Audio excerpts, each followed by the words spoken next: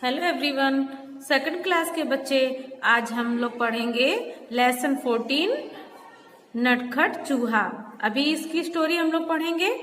बच्चों, एक था चूहा, बहुत ही नटखट और बड़ा ही चालाक। कुछ ना कुछ शरारत करने का उसका हमेशा मन करता रहता था। एक दिन उसने अपने दिल में सोचा, आज मैं शहर जाऊंगा। बारिश के कारण बिल से बाहर निकले हुए दिन बीत गए हैं। घर में बैठे बैठे दिल घबरा गया है। नटखट चूहा झटपट तैयार होकर शहर की ओर निकल पड़ा।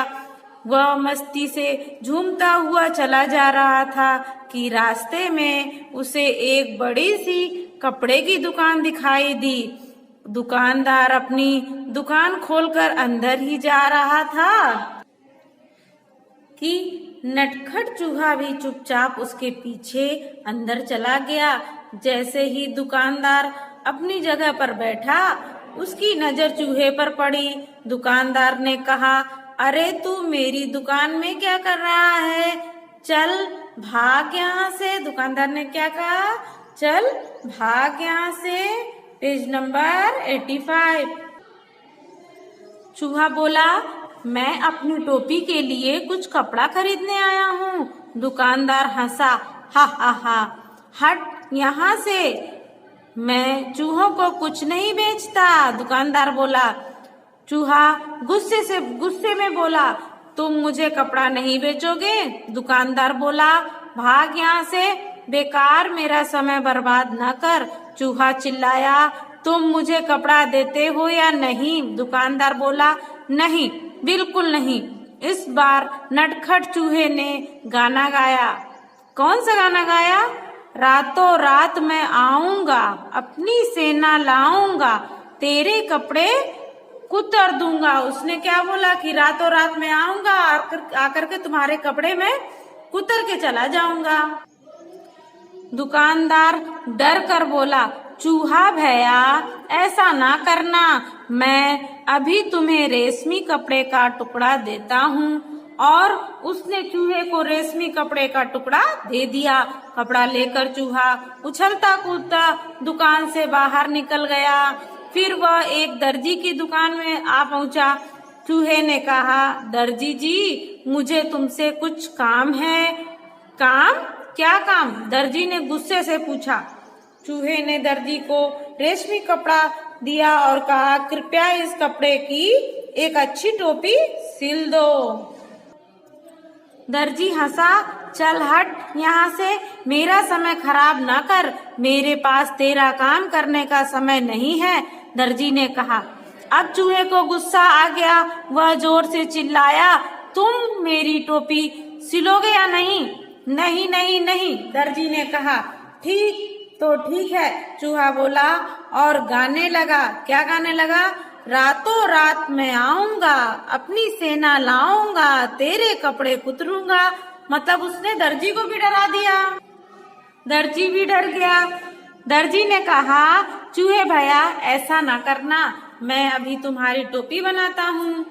थोड़ी ही देर में दर्जी ने चूहे के लिए एक सुंदर सी रेशमी टोपी तैयार कर दी। नटखट चूहे ने उसे पहना और फिर अपना चेहरा आईने में देखा। आईना जानते हो ना, शीशे में, कांच में। यह टोपी तो एकदम सादी है, मैं इस पर चमकीले सितारे लगवाऊंगा। चूहे ने सोचा। वह कूदता फांदता दुकान के से बाहर निकल गया। वह सड़क पर शान से चल रहा था कि उसकी नजर एक छोटी सी दुकान पर पड़ी, जहां सुनहरे और रूप भले सितारे बिक रहे थे। अंदर जाकर वह इधर उधर उछलने कूदने लगा। दुकानदार ने कहा, अरे चल यहाँ से, तू यहाँ क्या करने आया है? चूहे ने कहा, मैं अपनी टोपी के लिए सुनहरे और रूप पहले सितारे खरीदने आया हूँ।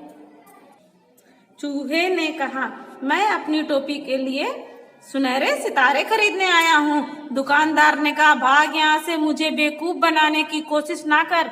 एक चूहे को सितारों से क्या मतलब? तुम मुझे सितारे बेचोगे या नहीं? चूहे ने गुस्से से पूछा। तो उसने क्या कहा, नहीं नहीं नहीं, मैं तुम्हें सितारे नहीं बेचूंगा, दुकानदार ने कहा। फिर चूहे ने उत्तर दिया, रातों रात में आऊंगा, अपनी सेना लाऊंगा, सारे सितारे बिखेर दूंगा।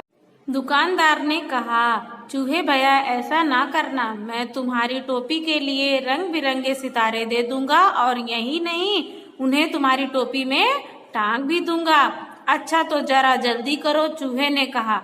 टोपी बनकर तैयार हो गई। चूहा टोपी पहनकर आईने के सामने खड़ा हुआ तो खुशी से उसका मन नाच उठा। वह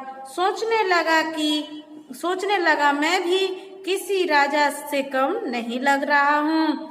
मैं अपनी सुंदर टोपी किसे दिखाऊं? चलो अपनी चमकीली टोपी राजा को ही दिखाता हूँ। 1 घंटे के अंदर ही नटखट चूहा राजमहल में राजा के पास पहुंचा।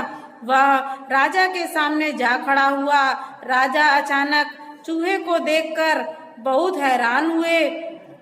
उसने पूछा, अरे तुम यहाँ क्या कर रहे हो?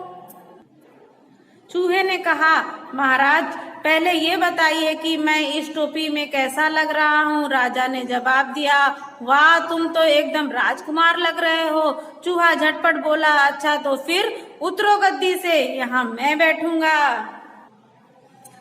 राजा को हंसी आ गई। उसने कहा, भाग यहाँ से, मेरा सिंहासन चूहों के लिए नहीं है, केवल एक राजा ही इस पर बैठ सकता है। चूहे ने पूछा, तो क्या तुम मुझे अपनी गद्दी नहीं दोगे? बिल्कुल नहीं, मैं तुम्हें अपना सिंहासन नहीं दूंगा, राजा ने उत्तर दिया। तो तुम नहीं उतरोगे? चूहा क्या बोल रहा है, तुम नहीं उतरोगे? चूहे ने फिर पूछा। नहीं नहीं, राजा अपनी बात पर अड़ा रहा। राजा ने आदेश दिया, पकड़ लो इस चूहे को। सिपाही चूहे को पकड़ने दौड़े, मतलब सिपाही चूहे को पकड़ने के लिए दौड़े। ये देखिए, ये पूरा ये देख लीजिए, चित्र में दिया गया है ना, ये सारे सिपाही है, ये चूहे को पकड़ रहे हैं। और ये देखिए, राजा ने आदेश दिया है कि चूहों को पकड़ लो। चूहा सरपट के बीच से निकल गया और सिपाही एक के ऊपर एक गिर पड़े। अब चूहे ने अपनी कमर पर हाथ रखकर कहा, रातों रात मैं आऊंगा, अपनी सेना लाऊंगा, तेरे कान कुतर दूंगा। राजा ने सोचा, चूहों की फौज तो पूरे महल को तहस नहस कर देंगी। वह डर से कांपने लगा।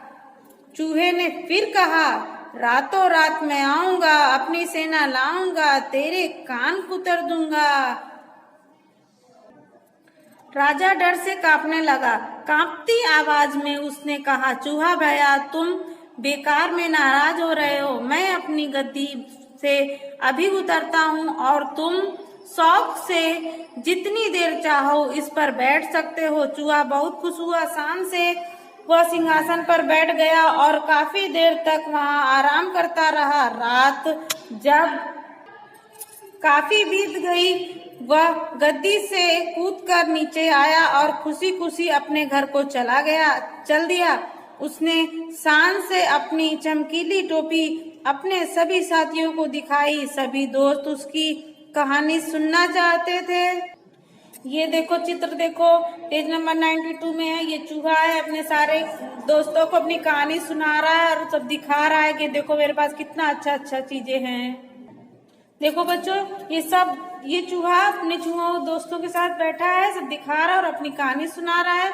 अभी इसी के साथ ये पेज नंबर 92 हमारा लेसन 14 खत्म हो गया बच्चों। चलो इसको रीड करना। ओके बच्चों, बाय बाय।